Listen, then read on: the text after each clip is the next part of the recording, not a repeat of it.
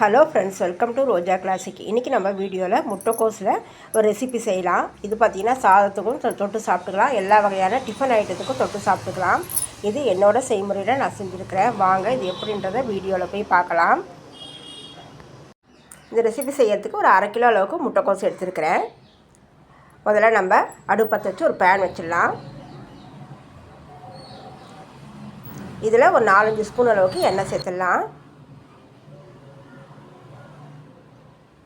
எண்ணெய் பார்த்திங்கன்னா மிதமான சூட்டில் இருக்கும்போது ஒரு 1/2 ஸ்பூன் அளவுக்கு சோம்பு சேர்த்துடலாம். சோம்பு நல்லா பொறுமையாக பொரிஞ்சு வரணும். அடுத்து ஒரு 1/4 ஸ்பூன் அளவுக்கு சீரகம் சேர்த்துக்கலாம்.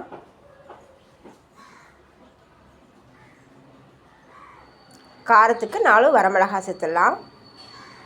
கூடவே ஒரு கொத்து கருவேப்பிலையும் சேர்த்துடலாம். சேர்த்துட்டு இது எண்ணெயில் நல்லா வறுத்து விட்டுடலாம். ஸ்லோவாக வறுபட்டு வந்தால் தான் நல்லா வாசனையாக மணமாக இருக்கும். அடுத்து இதில் காரத்துக்கு நம்ம காஞ்ச மிளகாய் மட்டும் சேர்த்துருக்குறோம். கூட ஒரு 4 பச்சை மிளகாய் சேர்த்துக்கலாம். நம்ம காரத்தூளெல்லாம் இதில் சேர்க்காமல் செய்கிறதால நான் வெறும் பச்சை மிளகாயும் காஞ்ச மிளகாவும் சேர்த்துருக்குறேன். சேர்த்து இது நல்லா எண்ணெயில் நல்லா வறுபடணும். அது வரைக்கும் நம்ம இதை நல்லா வறுத்து விடணும். இது கூட சோம்பு ஆனால் கருகாமல் வறுத்து விடணும். இதில் சின்ன சைஸ் வெங்காயமாக பார்த்து, பெரிய சைஸ் வெங்காயத்தில் சின்னதாக இருக்கும் பாருங்கள், அந்த வெங்காயத்தை ஒரு 3 வெங்காயம் போல் நீல வாக்கில் கட் பண்ணி உள்ளே சேர்த்துடலாம். கூடவே ஒரு 1/2 கிலோ அளவுக்கு முட்டைக்கோஸ் எடுத்து பொடியாக நறுக்கி வச்சுருக்கேன், அதையும் இது உள்ளே சேர்த்துடலாம். நம்ம வெங்காயம் வதங்கினதுக்கப்புறம் சேர்க்கணும்னு அவசியம் இல்லை. இப்போயே சேர்த்துட்டு கோஸோடு சேர்த்து நம்ம வதக்கி விடும்போது வெங்காயம் கோஸ் எல்லாம் நல்லா வதங்கி வந்துடும். அதனால் நான் வெங்காயத்தை சேர்த்த உடனேவே இந்த முட்டைக்கோஸை உள்ளே சேர்க்குறேன்.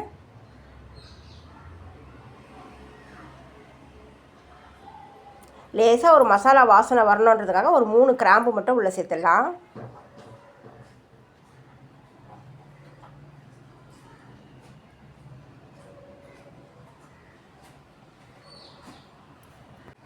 வெங்காயம் முட்டைக்கோசெல்லாம் கொஞ்சம் நேரத்துக்கு நல்லா வதங்கி வரணும்.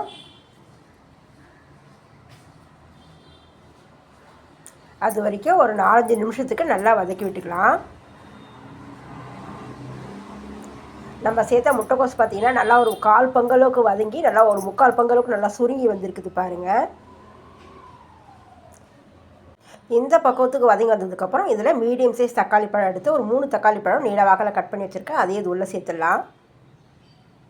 இதில் பார்த்திங்கன்னா ஒரு 50 கிராம் அளவுக்கு 2 கைப்பிடி அளவுக்கு கடலைப்பருப்பு எடுத்து நான் குக்கரில் வேக வச்சு வச்சுருக்கிறேன். இந்த கடலைப்பருப்பையும் வேக வச்ச கடலைப்பருப்பையும் உள்ளே சேர்த்துடலாம். நான் தண்ணியை தனியாக எடுத்து வச்சுட்டு வெறும் பருப்பு மட்டும் சேர்க்குறேன். அடுத்து இதில் தோலோடு தட்டின பூண்டு ஒரு 10 பல் போல் பூண்டு எடுத்து தட்டி வச்சுருக்கேன், அதை இது உள்ளே சேர்த்துடலாம்.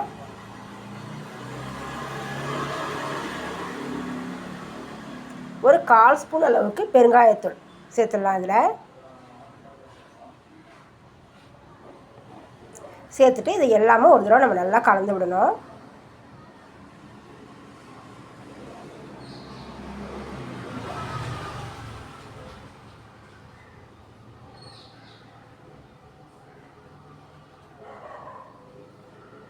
இதில் தக்காளி பழம் ஓரளவுக்கு வதங்குற வரைக்கும் இதை நம்ம நல்லா கலந்து விடணும். ஓப்பன்லேயே வச்சு நம்ம கலந்து விடும்போது தக்காளி ஓரளவுக்கு வதங்கி வரும்.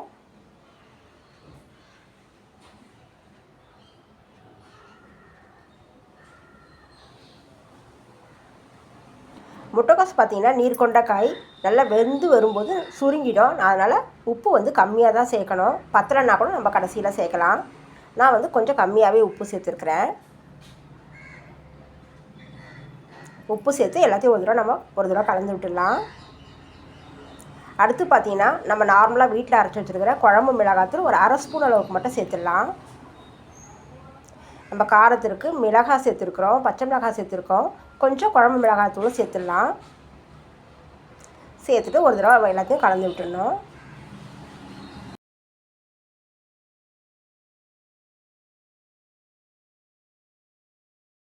அடுத்து மீடியம் ஃப்ளேமில் வச்சுட்டு இதை ஒரு 2-3 நிமிஷத்துக்கு மூடி போட்டு விட்டுடலாம். கொஞ்சம் நேரத்துக்கு அப்புறம் ஓப்பன் செஞ்சிடலாம். ஓப்பன் செஞ்சு எல்லாத்தையும் ஒரு தடவை நம்ம கலந்து விட்டுடணும். கலந்து விட்டுட்டு இப்போ பருப்பு வேக வச்ச தண்ணி நான் தனியாக எடுத்து வச்சுருக்கேன். அந்த தண்ணியை இது உள்ளே சேர்த்துடலாம். இதில் மறுபடியும் கொஞ்சமாக தண்ணி சேர்த்து கலந்து இது உள்ளே சேர்த்துடலாம். இப்போ பார்த்திங்கன்னா முட்டைக்கோஸ் நல்லா சுருங்கி வந்திருக்குது. வெங்காயம் தக்காளிலாம் நல்லா வதங்கி வந்திருக்குது. இப்போ உப்பு சரியாக இருக்குதான்னு பார்த்துட்டு உப்பு பத்தலைன்னா கொஞ்சம் சேர்த்துக்கலாம். கலந்து விட்டு மறுபடியும் கொஞ்சம் நேரத்துக்கு மூடி போட்டு விட்டுடலாம். இது ஒரு பக்கம் இருக்கட்டும். அடுத்து இதில் சேர்க்கறதுக்கு பார்த்திங்கன்னா ஒரு 2 கைப்பிடி அளவுக்கு பொடியாக நறுக்கின தேங்காய் துண்டு எடுத்துருக்கிறேன். இது கூட ஒரு 5-6 முந்திரி சேர்த்துடலாம். நீங்கள் கசகசா இருந்தால் கூட சேர்த்து அரைக்கும்போது ரொம்ப நல்லாயிருக்கும். அதே போல் முந்திரிக்கு பதிலாக வேர்க்கடலை சேர்த்து அரைச்சாலும் இந்த விழுது வந்து ரொம்ப சுவையாக இருக்கும்.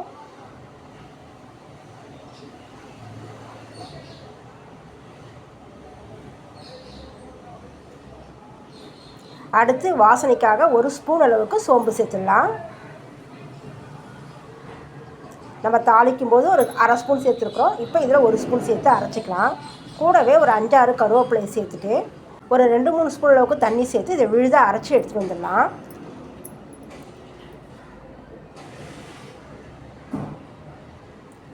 அரைச்ச விழுது பார்த்திங்கன்னா இந்த பக்குவத்தில் இருக்கணும்.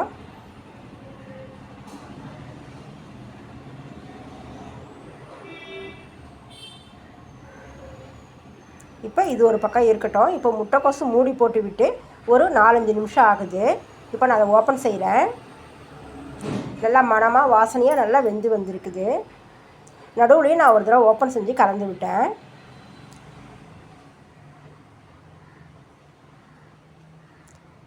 இதை போல் கரண்டியால் நல்லா மசிச்சு விட்டோன்னா நல்லா குழவா மசிஞ்சு வந்துடும். இப்போ நம்ம அரைச்ச தேங்காய் விழுதை இது உள்ளே சேர்த்துடலாம். மிக்ஸி ஜாரில் கொஞ்சம் தண்ணி சேர்த்து அதையும் இது உள்ளே சேர்த்துடலாம்.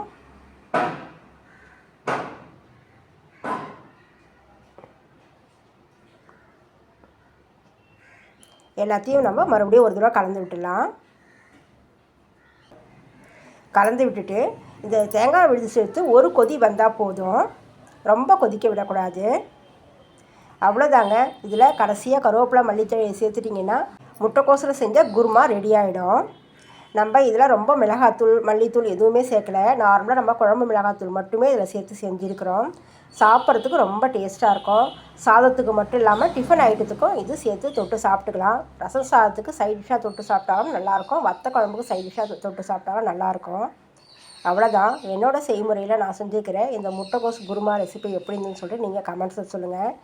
உங்களுக்கு இந்த வீடியோ பிடிச்சிருந்ததுன்னா லைக் பண்ணுங்கள், ஷேர் பண்ணுங்கள். மறக்காமல் ரோஜா கிளாசிக் சேனலுக்கு சப்ஸ்கிரைப் பண்ணிவிடுங்க. நம்ம அடுத்த வீடியோவில் பார்க்கலாம். தேங்க்யூ.